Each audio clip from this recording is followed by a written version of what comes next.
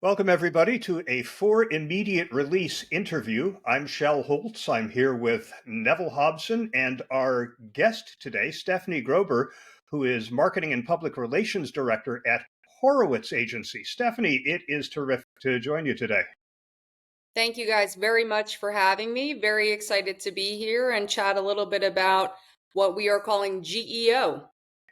We are, even though some people are disputing that particular moniker. But before we jump into this, Stephanie, I think our listeners would appreciate knowing something about your background.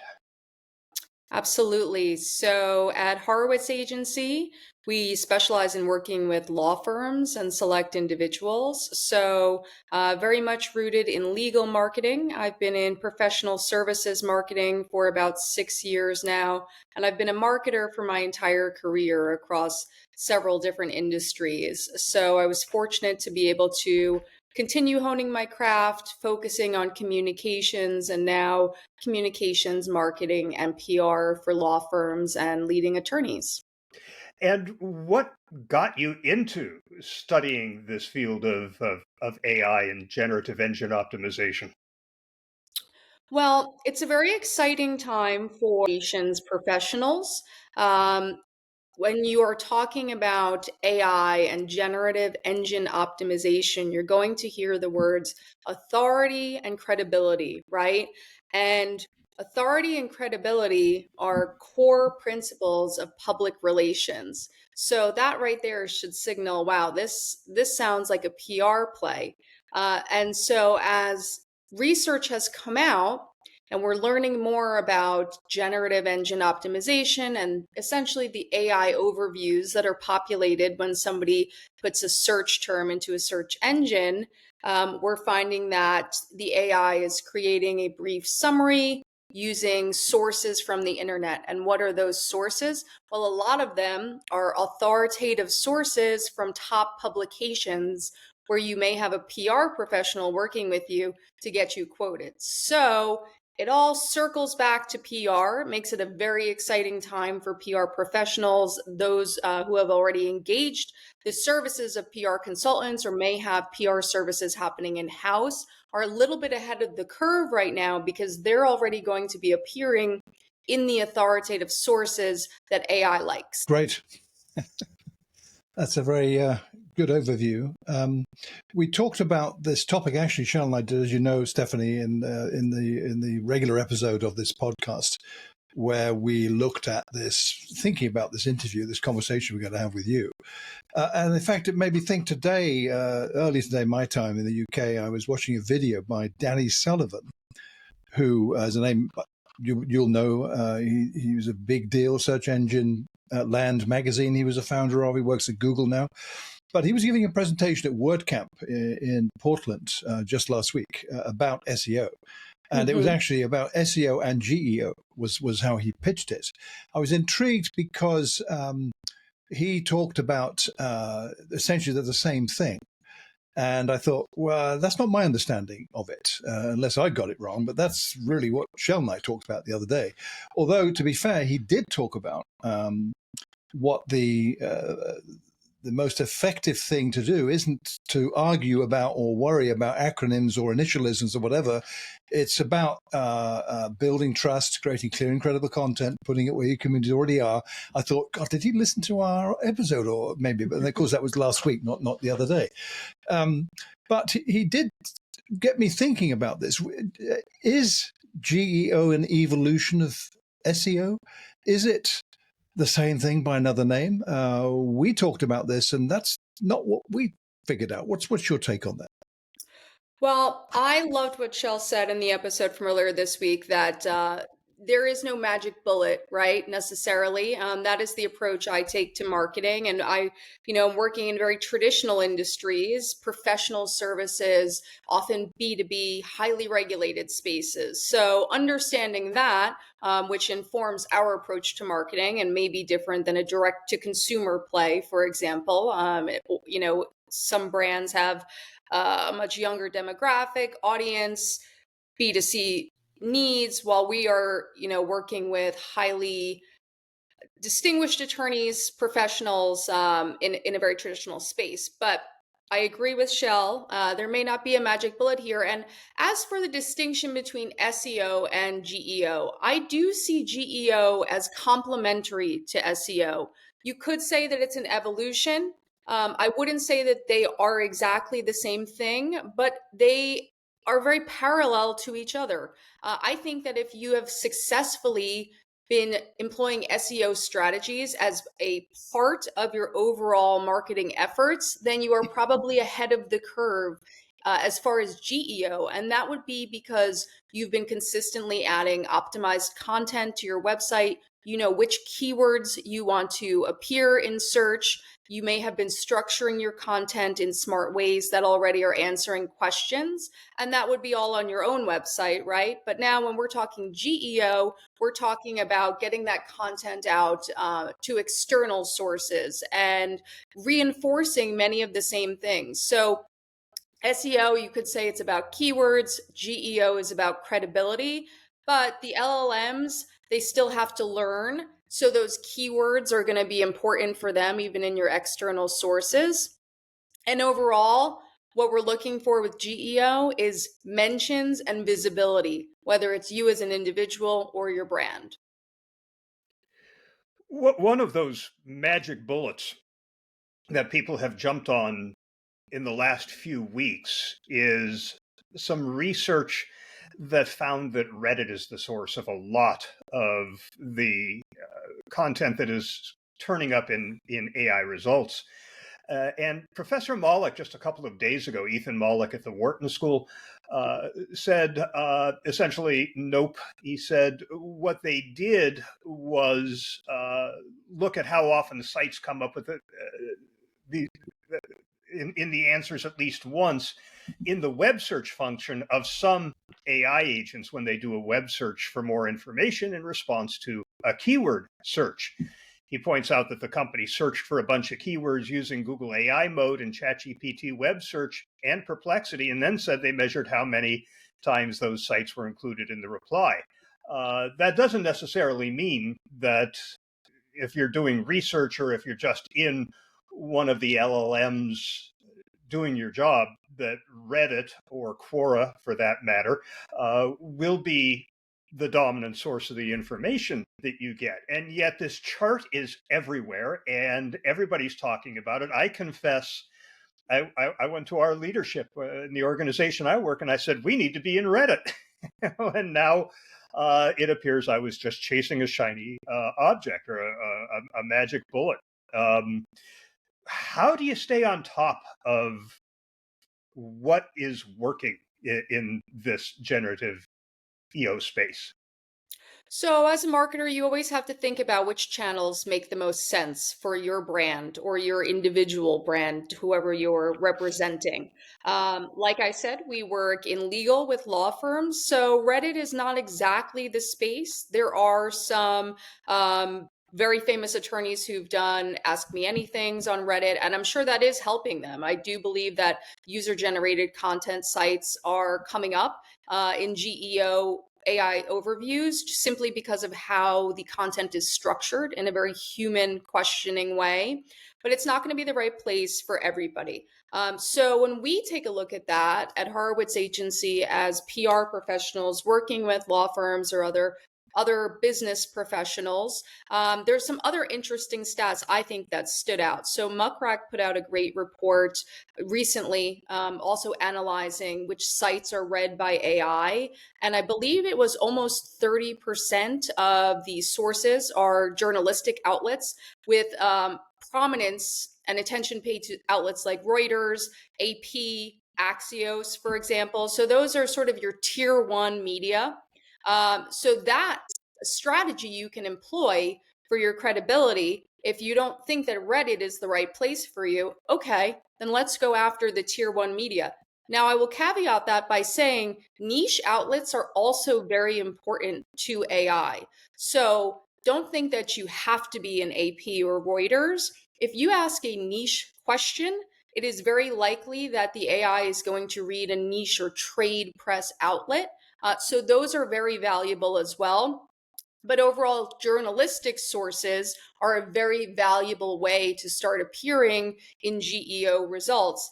that's where, from a PR perspective, we can start maximizing our approach and our strategies, tailoring them there to support GEO. So, just you emphasize the importance of securing tier one coverage. All those publications you mentioned. The idea being that being visible in such places can influence how generative engines surface content.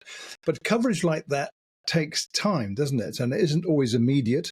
So how do you advise professional services firms to balance the longer term credibility building with the short term pressure to be visible in generative search results?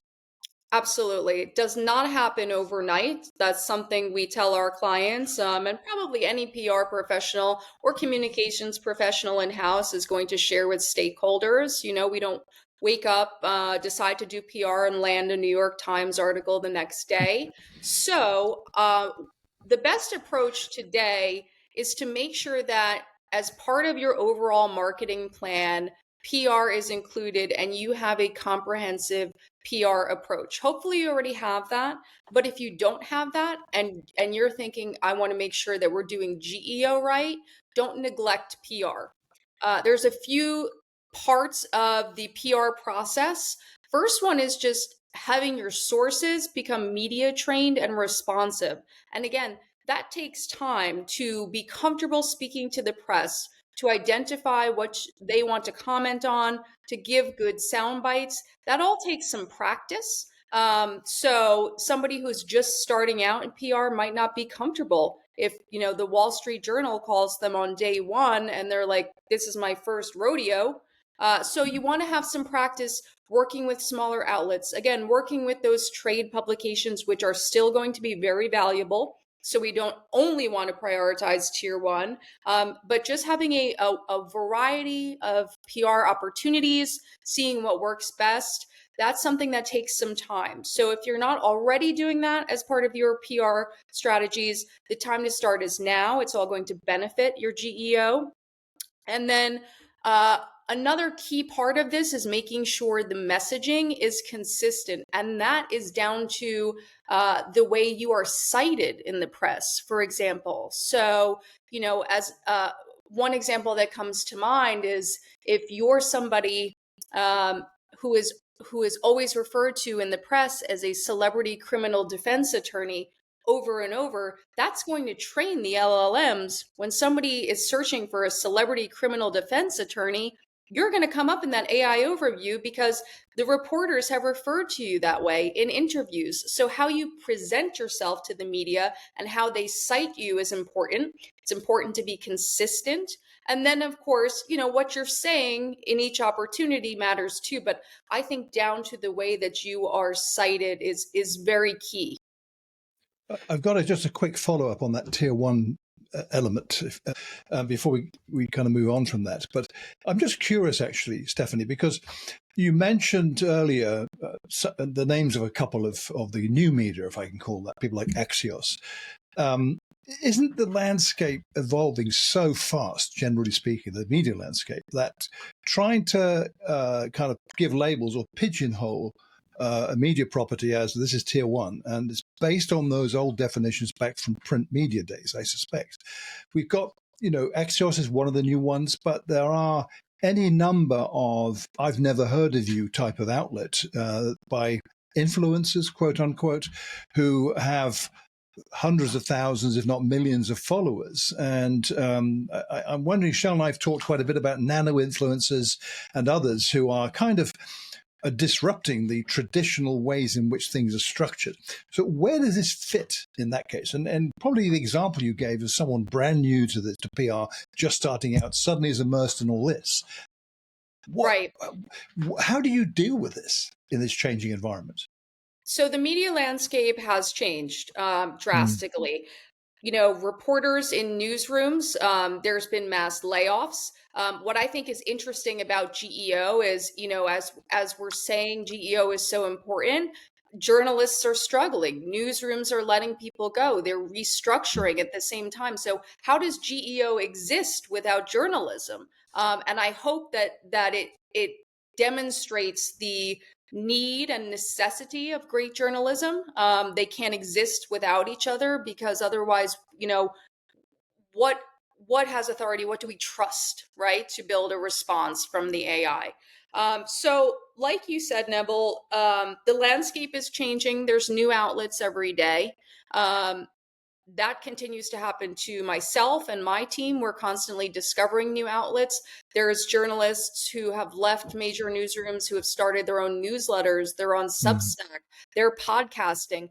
All of this is important, is the good news when we're talking GEO, because GEO assesses a very wide variety of sources, including video, including podcasts. So I recommend that anyone who is wading into PR take as many opportunities as they're comfortable with. And again, don't only hold out for Wall Street Journal and New York Times. Take a variety, because you never know what is going to give you the most bang for your buck, or where somebody's going to discover you. This is all about discoverability. This is about mentions. And the more you can do it, the better. All of the LLMs have their own way of reviewing sources at this point. They are not consistent. There is not one formula that they're using, whether it's ChatGPT or Claude or Perplexity. Some of them use journalistic sources at a higher rate than others. Some of them use smaller outlets. Some of them have partnerships with major newsrooms like Financial Times to train the AI. So we're in the very early stages. That's why, again, I don't think that there is a one-size-fits-all formula. I don't think that there's a magic bullet today where it's do it this way or you're going to fail. It's be prepared to be flexible, but be everywhere that you can. So as things shift, you're still ahead of the curve. And anyone who, has been a marketer through the rise of digital marketing, I think, is probably familiar with that. And anyone who, has been on the internet since the beginning of the internet is probably familiar with that, right? When I grew up, it was the dawn of Wikipedia, and things have really changed. We just got Google. I remember the first time a librarian told me about Google. So this is all going to change. It's going to change very rapidly. It could go away. It could be the most important part of marketing. I don't think we know yet. How do you measure all of this? The success metrics for traditional SEO are pretty clear and not that difficult. But what should PR people be paying attention to in GEO? I mean, I've seen things like share of answer, citation rate, sentiment and model responses. What's genuinely measurable that's meaningful today? So there are definitely some tools that are purporting to provide AI analytics, GEO analytics, which are available. I think the best way to measure today is simply through your own experimentation. Enter the questions you think your clients are asking in search. Read the overviews. Do you come up? Are your competitors coming up? And use that as a guide to see where you need to focus your efforts. And again, it might be certain keywords, certain questions that you want to prioritize, but that's the easiest way, just to be the end user and see how you come up. Ask the LLMs to describe you, to describe your brand, your company, and see what comes back to you. And so, again, it's not going to be perfect. We see a lot of errors or mistakes or misassignments of names and things when we do this. So, this is not the be all and end all to being successful. And I will say that, AI search accounts today for I think less than 30% of search traffic. So fortunately, it's not the only driver of traffic and discoverability. So we have a little time to iron out those kinks. That's really interesting. In episode 479 of this podcast, the one I mentioned earlier that we did, knowing we're going to talk to you today, we talked about companies spinning up standalone community-driven content brands that become credible in their own right. When does that approach, do you think, make sense? And what safeguards keep it authentic rather than just a thin GEO play? Unique content is incredibly smart. So, if that is something that is sustainable for your company and your brand, I think it's a brilliant idea. Content is king everywhere and in every industry, I think. Some more than others, but content is really king. So it just needs to be something that is sustainable. If you have users generating content, that's excellent. In working with attorneys, thought leadership is huge. Attorneys are always writing, they're speaking, we can repurpose their content. So there's always fresh content going up on websites and things like that. One thing I wanted to mention too, as we're discussing this, whether it's a brand that builds their own content platform or a company working with content in another way, is that the LLMs prefer recent and fresh content. So, if you were writing or speaking or quoted in the press 5, 6, 7 years ago, that's not going to help you today. It's time to get back out there. In the past 12 months or so is ideal with ongoing fresh content. So just something to keep in mind, because I know, time passes quickly and we're like, oh, when was I quoted? No, it was like 5 years ago. So anyway, back to the content. I think that's a very smart and strategic play if it can be supported. We know that marketers only have so much time in their day. There's a lot of things that demand attention. So you have to choose to prioritize what makes the most sense and is a sustainable effort for your team. In that episode that we recorded earlier this week, and in a previous episode, in fact, that we dedicated to this topic, we discussed the argument that press releases need to be reformulated for algorithms. I'm skeptical of that. How do you adapt, or should you adapt, everyday PR assets, whether it's press releases, content that goes on your company's website newsroom, thought leadership pieces from your executives on LinkedIn or wherever? How do you adapt those so they're more likely to be used and cited by LLMs, but still useful for the human readers they were originally designed for? Absolutely. And when I listened to that episode, rather, one thing that crosses my mind is part of me wants to say the press release is dead. Can we say that? I'm not sure. It feels like it might be dead, but there is also a school of thought that GEO is reviving the press release. Now, if you put out a press release across the wire, meaning in most cases you're paying to put it out across the wire, that might be something that hits an LLM and is used to train on a certain topic. So in some ways, a press release still can have influence in that way. Other than that, the typical press release is not going far these days. It's very difficult to maximize a press release. We are competing for attention in the media landscape. There are less journalists. There is more news. The news cycle is shortened. It's not even 24 hours. It's about 24 minutes, it feels like most times. So just your standard press release, not put across the wire, not going far for most companies, unless you are a enterprise corporation or, very exciting in some other way. Yeah, I mean, I think it's interesting. Is the press release dead? It's a topic that pops up frequently. I think Shel and I have talked about this. The press release is dead at least 6 times in the last 6 years.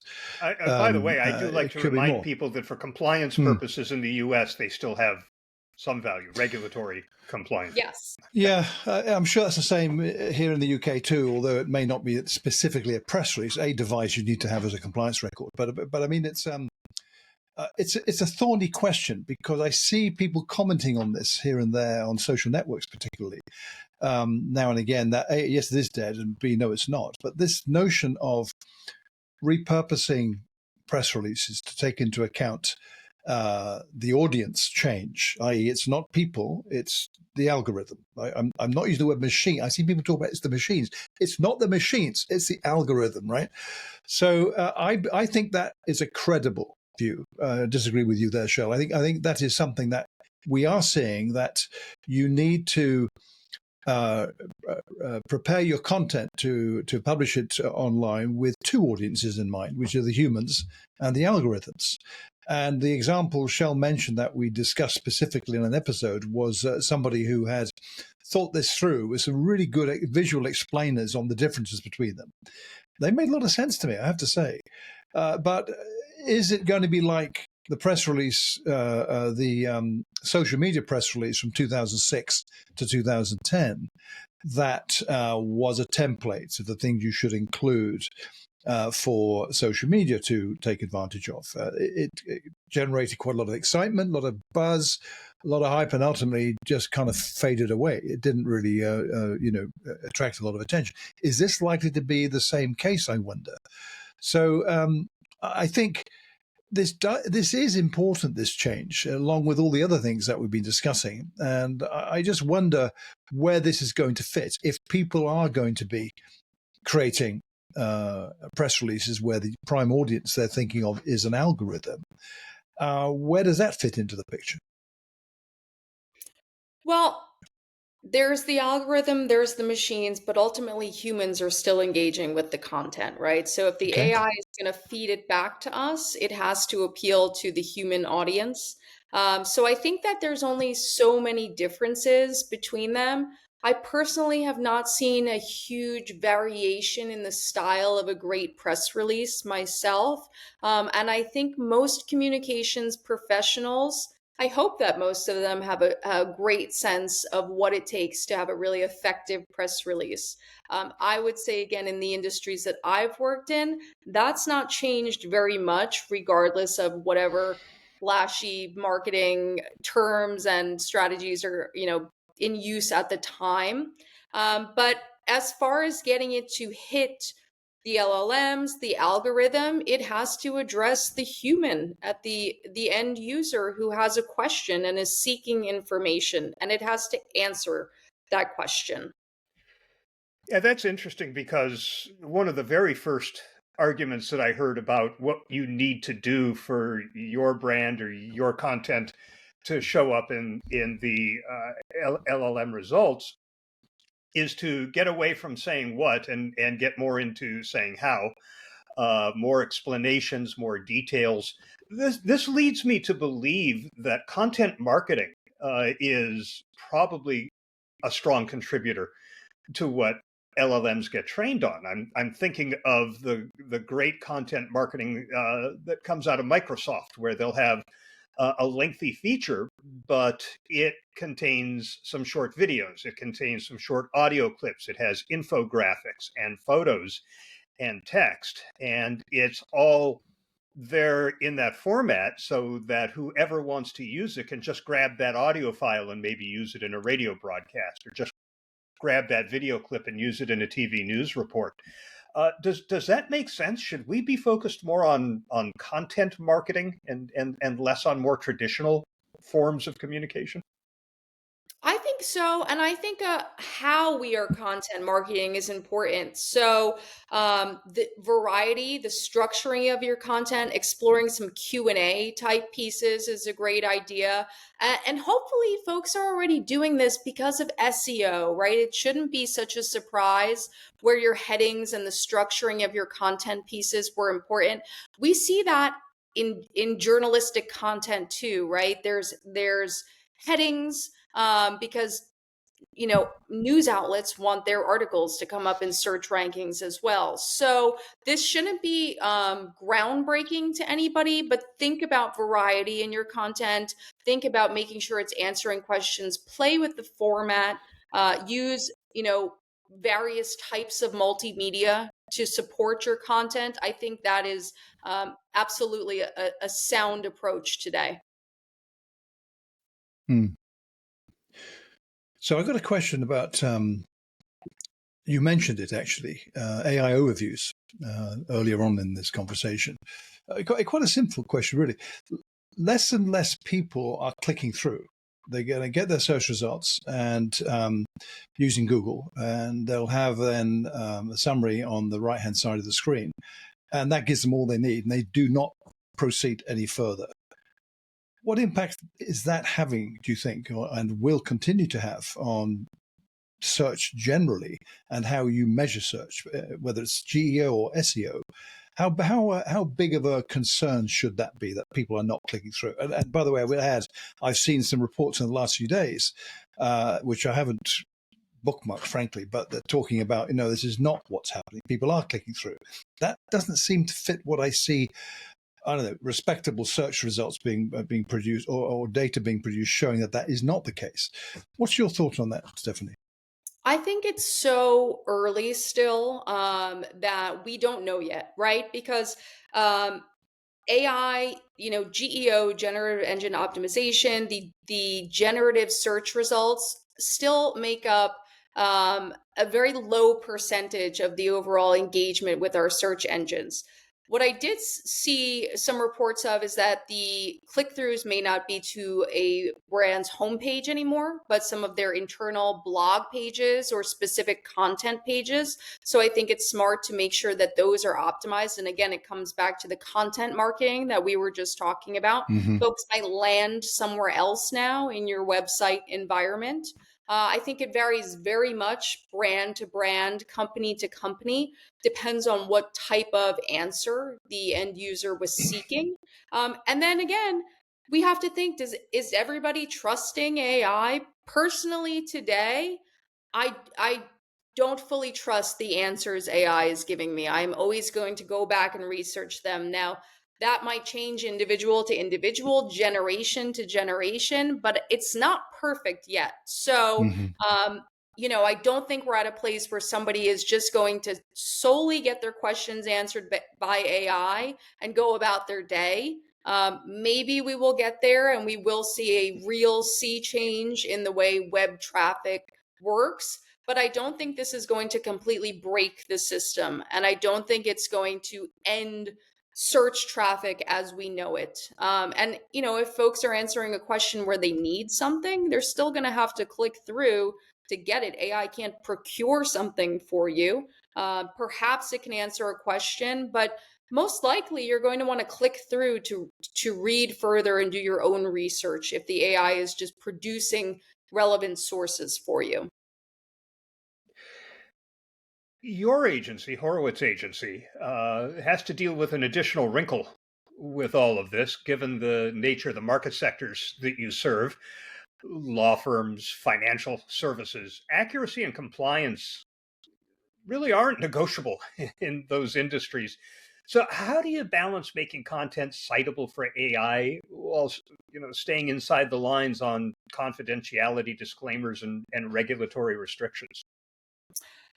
I think what I love about legal marketing is that it is so professional, and it tends to err more towards the traditional side of things, and value just great marketing. So law firms don't always go for flash in the pan. Um, law firms weren't racing to be on TikTok, although there's some lawyers who are very successful. But, the new hot thing isn't always what a law firm or a professional services firm is looking to do. Rather, they embrace the fundamentals of great marketing and then make sure that everything that is put out adheres, complies, represents the brand consistently and correctly. There's a lot of layers of approval. Anyone working in corporate marketing is probably very accustomed to that. And I think that that's a great thing. We are not trying to utilize any gimmicks. We are not trying to trick the AI, because we have to stand behind what is put out on behalf of our clients. And when you're talking about professional services, that's really guidance and counsel to folks with very important personal or business questions. And let me ask you a quick follow-up question on that, as long as we're talking about law firms and financial services. Those are pretty close to the top of the list of professions at risk from AI. Have you seen any movement among your clients in that direction? Are they starting to replace maybe paralegals or customer support people with AI? Law firms are embracing AI, much like every industry.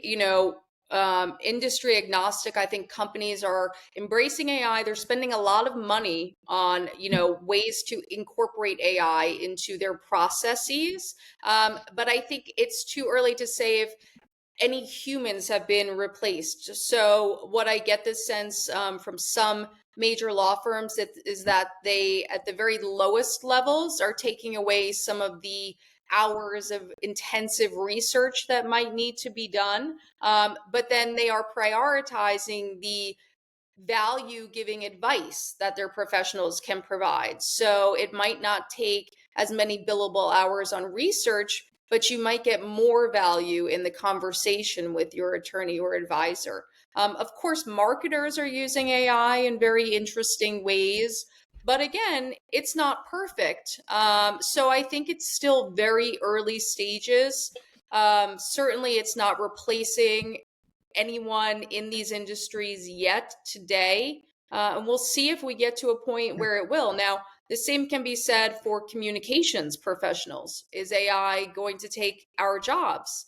I personally think if AI is writing all the content, then wouldn't we reach a point where human written content is actually at a premium, and bespoke and in demand? Because how can you stand out in a sea of AI written content, right?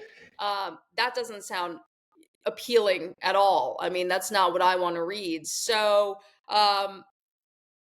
hopefully we'll still be here in 5 years. Yeah, I just saw yesterday that Mark Benioff at Salesforce announced that they are letting 4,000 customer support people go and replacing them with AI. I was thinking on the financial services side, that might be a similar trend at some point. Mm-hmm. Perhaps, but I think it's very risky in, legal services, accounting, when you're talking about that. So, these industries are wading in very carefully. We could do a whole episode just on this topic. You know that we could, really, we could. So sticking with GEO, and looking ahead, as I tend to do, there's the horizon. Where do you see GEO going and evolving over the next year or so? And traditionally, that question might be over the next 5 years. No, over the next year or so. Do you think it will mature in that time frame, or will it need longer, becoming maybe a reliable discipline like SEO eventually did? Or is it more likely to, I guess, remain a contentious topic, people not agreeing on what it's for, but there's good practices that we'll see emerging amongst all the hype? How do you see it, Stephanie? It's very hard for me to predict. At this point, there's not an easy way for all of us to opt out of AI search results with every search engine. If that were to become an option, would folks just simply turn it off? And would we not even need to have this conversation if it simply falls from, sort of the consciousness? Or is it going to continue to be sort of forced upon us as search engine users?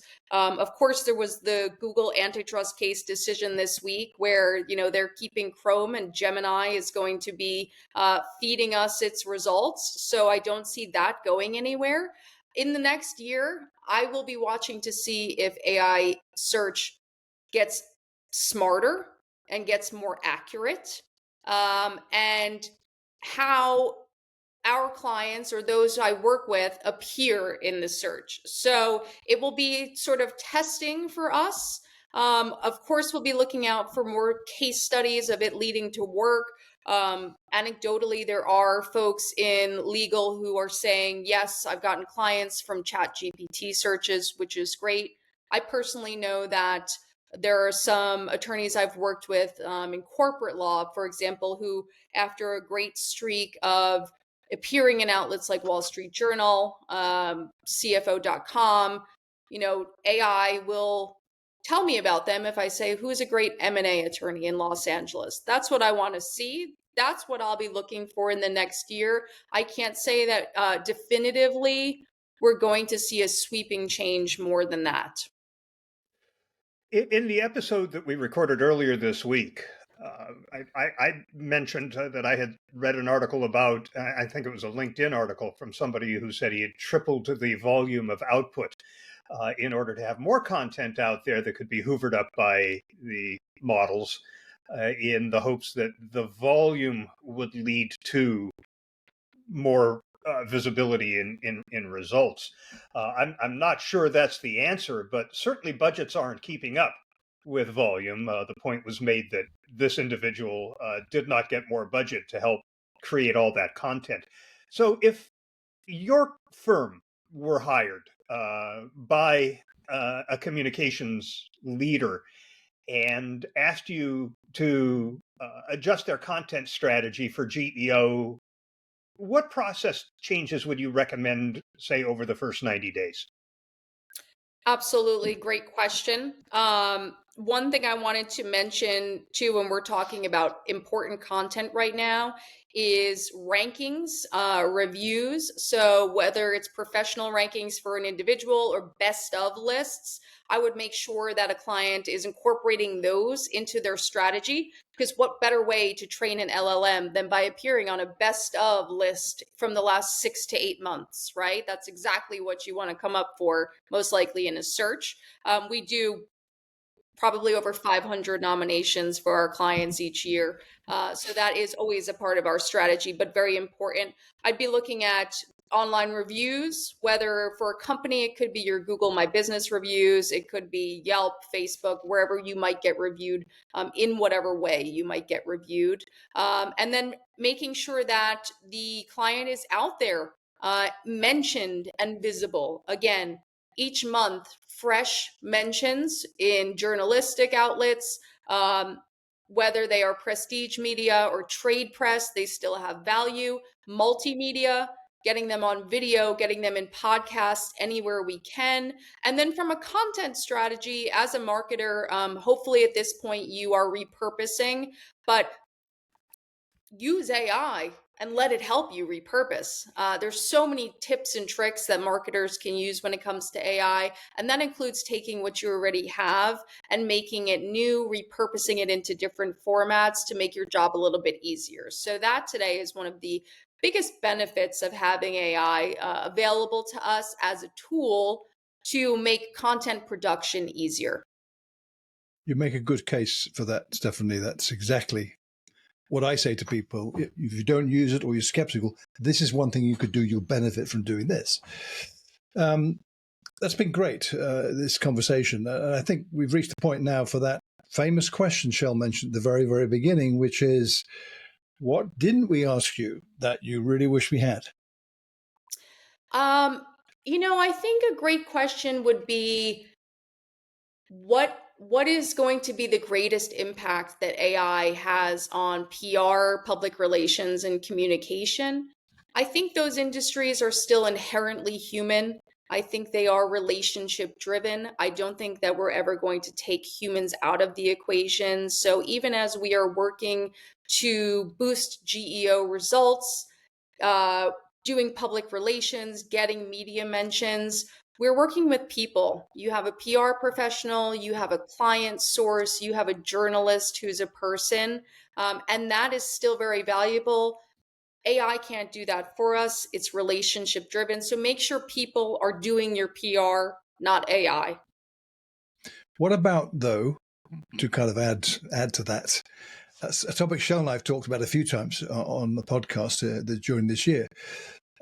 And it's in the kind of area of AI agents, but it's looking at, I think Shel's phrase for it is synthetic employees, where you have a situation that isn't too far-fetched in the near future, whether that means 2 years, 5 or 10, I don't know, where think about your team and your organization, where you've got maybe 15 people in that team, of which 3 perhaps might be AIs effectively. So this isn't like, some of the illustrations you see on posts where you've got people and there's like a robot in there. It's not like that. I don't know what it'll be like. It might be like that, actually. But is that kind of like a serious disruptive element suddenly appearing on the horizon that will have a huge impact on this amongst many, many, but think specifically what we're discussing today, and the change it might bring to that, where you're introducing AI team members in a team. What do you think about that?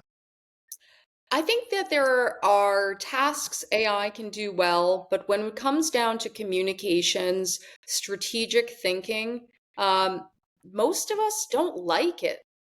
We don't love fully AI generated content, right? Where nobody's reviewed it. We're not thrilled. Yeah. Journalists most often don't want to get pitches that were written by AI.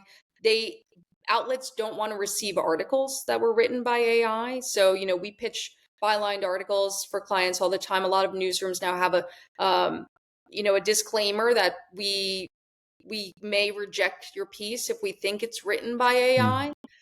So it remains to be seen. There are AI helpers. They're on our teams right now. How many companies are incorporating AI? We do have AI teammates. We're figuring out the best use for them. Some are better than others. Some are more trusting of AI than others, and some folks are more clever to use it as a tool than others. But when it comes to communicating back and forth with with artificial intelligence completely, the more strategic and in depth you get, I just don't know if that's what we're going to see in the very near future. Yeah, I have an AI colleague now. I have a 2-person communication team where I work, myself and one colleague, and no budget for consulting. And so what I did was, it took about 4 or 5 hours because I really worked on this, but I created a custom GPT who's a senior communications consultant with a specialization in my industry. So it doesn't do stuff for me, but it's a sounding board. If I develop a strategy and I want somebody to play devil's advocate, I can't go to my $400 an hour consultant. I don't have a budget for that. So I'll just ask the AI consultant. I realize that it's not as good, but in the absence of any alternatives, it's fine. And it has come up with some really good responses. So Yeah, and I dare say that you're probably, far ahead of some others. So learning how to use it, learning how to maximize its output, how to get the most out of it and have consistent results, I think is where we should all strive to be today. And then in the meantime, follow many voices on AI, on GEO. It's changing, it's evolving so rapidly that, don't put all your eggs into one basket. Don't buy into a one size fits all approach today. It's still too soon. And don't abandon your other marketing strategies or tactics in favor of some of the AI driven ones. yeah, as we pointed out in that episode from earlier this week, recommendations from people are still top of the heap.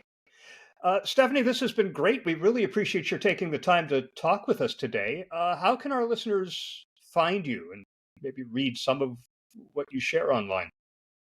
LinkedIn is great. Stephanie Grober. I'm with Horowitz Agency. I love LinkedIn. Constantly talking to my clients about spending more time on LinkedIn. So I'd love to connect with anybody there. Our website is horowitzagency.com. And I look forward to keeping the conversation going. Thank you guys very much for the time today. Thank you. Pleasure.